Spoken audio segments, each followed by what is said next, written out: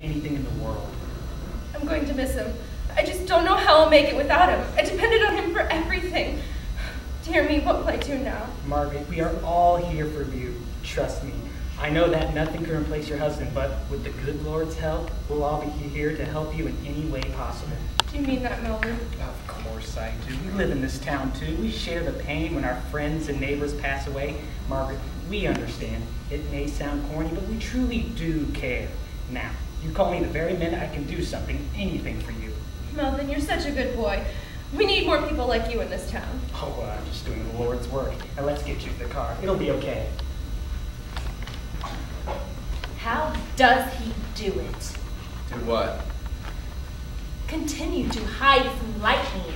What does that mean? It means... Oh, I get it. I don't know why he's the way he is.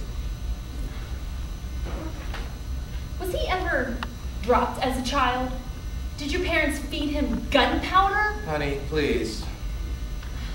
I mean, really, because I really want to know. Did they ever hit him with anything?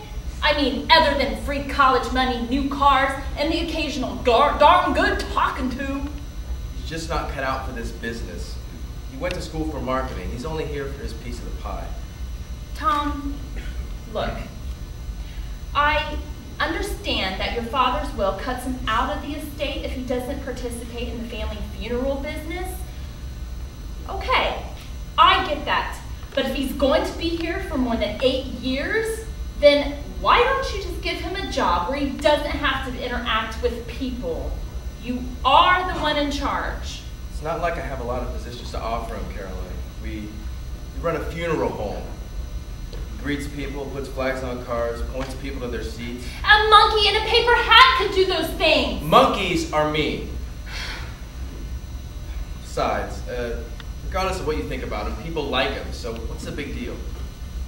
They like him because they don't know him. I mean, they know a version of him. They don't need to know him. They just need to like him. The pizza delivery guy may be a mass murderer, but we all like him. You know why? Because he brings us pizza. It's simple as that. He's a fucking reptile! You got that right. I just spent the last 10 minutes trying to convince his wife that he was a swell guy. What an ass. I remember when we were kids, that old bastard was a neighborhood yard Nazi. You remember that, Tom? When he used to call Dad and bitch about us cutting through his yard after school? You'd have thought his grass was made of gold or something. How the hell could Margaret stay with that grumpy old jackass all those years? You know, one time he actually shot at our dog. Did you know that, Tom? It was when Margaret was with Mom at bingo. That old fart knew it too. Stomper got out. That was our dog's name, Carolyn. Stomper. Anyway, Dad sent me out to find him. When I did, he had a piece of buckshot in his tail. Oscar's the only son of a bitch around here who owned a shotgun.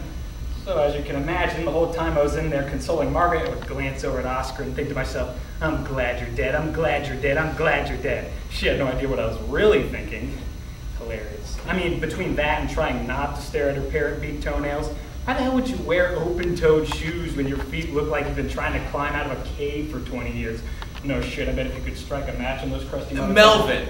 What? That's enough! Ah, Hamilton did a good job, huh? He glued and painted old Oscar up nicely. Well, he made him look nicer dead than when he was alive. But that makes sense, I guess. Yeah, Melvin, he looked good.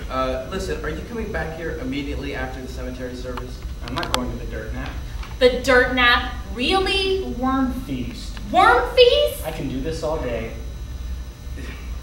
Melvin, you have to go. You told Margaret you'd be there for her. And Santa Claus told me I'd get a pony, but that never happened. Did it? Besides, she wouldn't even remember the car ride over here, let alone some silly conversation we had.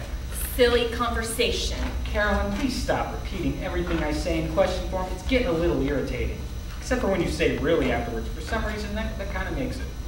These are real life people we're talking about, Melvin. One's real life, the other one's real dead. And the real life one is practically in God's waiting room right now. You know, it probably looks like an orthopedic shoe convention in there, and I bet the complaint box is stuffed full of, you know... You're such an ass! How can you look at yourself in the mirror? Melvin, why aren't you coming to the cemetery? There's just some stuff I gotta take care of. Like what? So, I gotta run to the bank, pick up some stamps, quick date, and then do some paperwork when I get back. Paperwork? You don't do paperwork. Melvin, did you just shoehorn quick date into the last sentence? Quick date? With who? This is unacceptable, Melvin. Unacceptable? No, unacceptable is you and your wife directing your pent-up hostilities at me. Jeez, buy her a dildo or something. Maybe you put a smile on her face once in a while, Tom. You don't have to worry about other people are dating. I knew it. I knew it. I knew it. So, Melvin, who's your date? Am I missing something here? Her name's Sarah. Scumbag? She is not. Scumbag? Sarah's a scumbag? No. Who's Sarah? I don't know. You don't know? There she goes again. Seriously. Everyone, stop talking for a minute. Melvin, would you please give Tom and me a minute? Fine. Well, I'm not walking over there. You guys are the ones who need a second. You walk over there.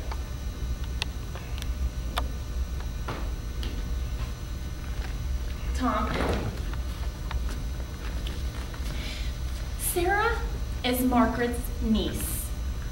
Your brother, that everyone likes, has stooped lower than fish shit on the ocean floor. He asked a girl at a funeral showing out on a date.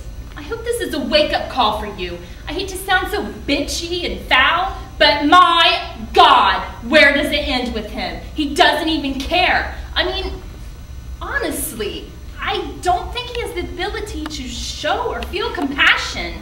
He's a...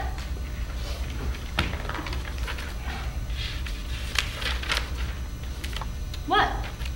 Nothing. Okay, you know what? I'm done. I'm exhausted with this. If this doesn't bother you, then there's something seriously wrong here. I can hear you, and for the record, she hated the old prick too. That's why we're going bowling. Grieving tonight. Melvin, please, give us a minute alone. Whatever, it's your funeral.